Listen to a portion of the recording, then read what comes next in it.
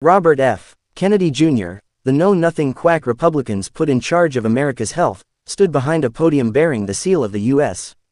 Department of Health and Human Services on April 16 and said this about children with autism. These are kids who will never pay taxes. They'll never hold a job. They'll never play baseball. They'll never write a poem. They'll never go out on a date. Many of them will never use a toilet unassisted. To start with, as someone who has spent considerable time reporting on autism and having the honor to get to know brilliant and talented autistic children and adults and their families, let me say this to Secretary Kennedy, expletive you. Let me repeat that again, both for my own catharsis and because he deserves it, expletive you soulless monster. Kennedy dehumanizes autistic kids while denying proven science is degrading. Dehumanizing language is both preposterously inaccurate and wildly insulting.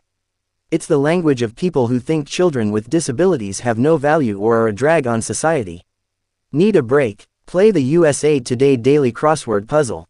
Kennedy's first thoughts in that screed were that kids with autism will never pay taxes or hold a job.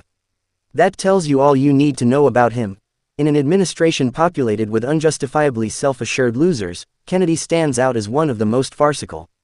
A man with no medical experience who spent years spouting dangerous anti-vaccine garbage is now head of the Department of Health and Human Services and has decided that he alone can figure out something as complex as autism. Setting aside the deeply offensive nature of the aforementioned comment, Kennedy used his news conference to declare, wholly incorrectly, that autism is a preventable disease and is caused by environmental exposure to some mystery toxin. RFK Jr. is a babbling conspiracy theorist, not a serious person. Dr. Joshua Anbar, an assistant teaching professor at Arizona State University who helped collect data for the U.S. Centers for Disease Control and Prevention report that Kennedy was touting during his news conference, a report that directly contradicted much of what Kennedy said, told the New York Times flatly, autism is not an infectious disease.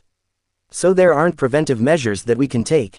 Dr. Eric Fombon, an autism researcher and professor emeritus at Oregon Health and Science University, told the Times that what Kennedy was saying was ridiculous.